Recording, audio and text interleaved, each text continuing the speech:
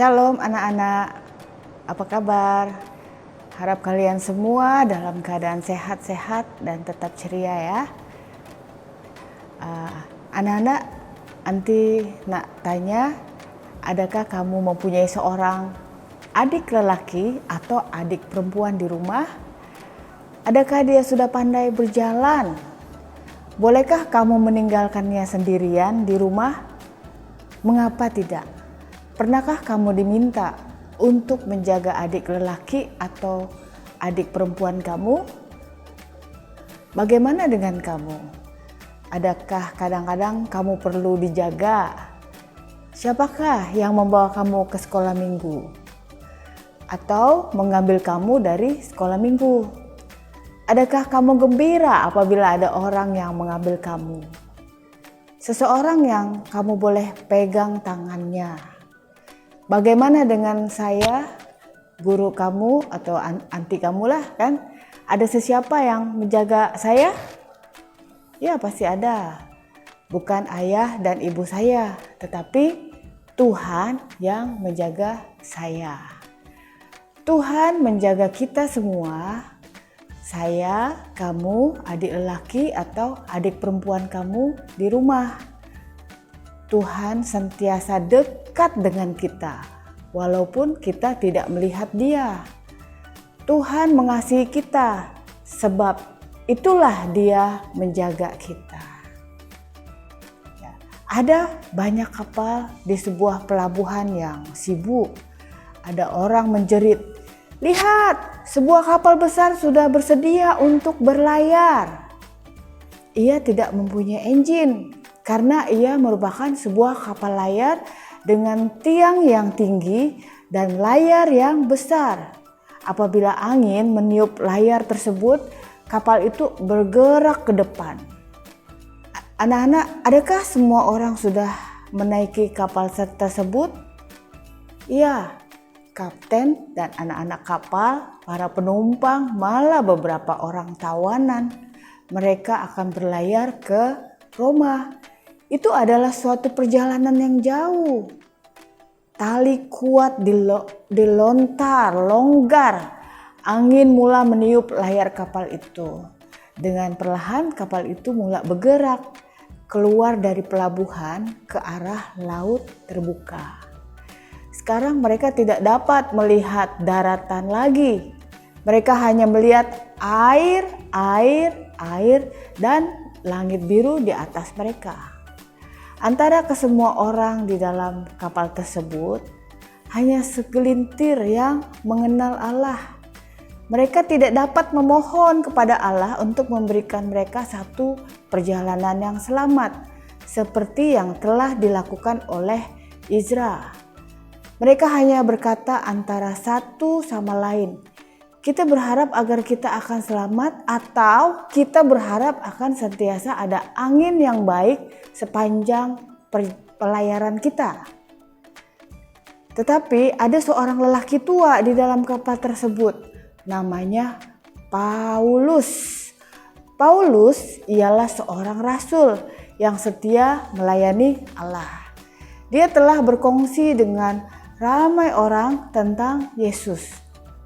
Tetapi suatu hari dia telah ditangkap dan dipenjarakan karena ada beberapa orang yang tidak menyukainya bercerita tentang Yesus.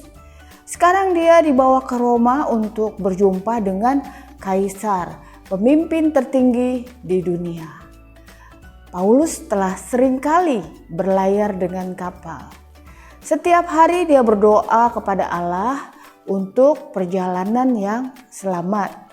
Dia tidak berkata, "Aku berharap kita akan memiliki perjalanan yang selamat," atau "Aku berharap akan sentiasa ada angin yang baik sepanjang pelayaran kami." Dia berdoa kepada Allah dan percayakan Allah untuk menjaga mereka semua.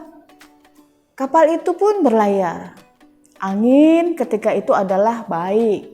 Semua orang di dalam kapal bergembira dan berjenaka. Paulus dan sahabat-sahabatnya terus berdoa. Selepas beberapa minggu, angin mulai bertiup dengan kencang dan kemudiannya bertukar menjadi ribut badai yang besar.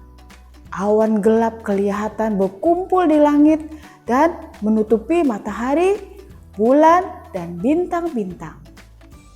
Ombak-ombak kian menjadi besar dan tinggi. Ombak-ombak itu memukul kapal mereka ke depan, ke belakang, ke kiri, ke kanan. Layar mula koyak dan tertanggal akibat tiupan badai. Semua orang mula berasa takut. Tetapi Paulus dan sahabat-sahabatnya terus berdoa. Malam itu seorang malaikat yang terang benderang muncul di sisi Paulus. Dia berkata, "Paulus, Allah berfirman supaya engkau jangan takut.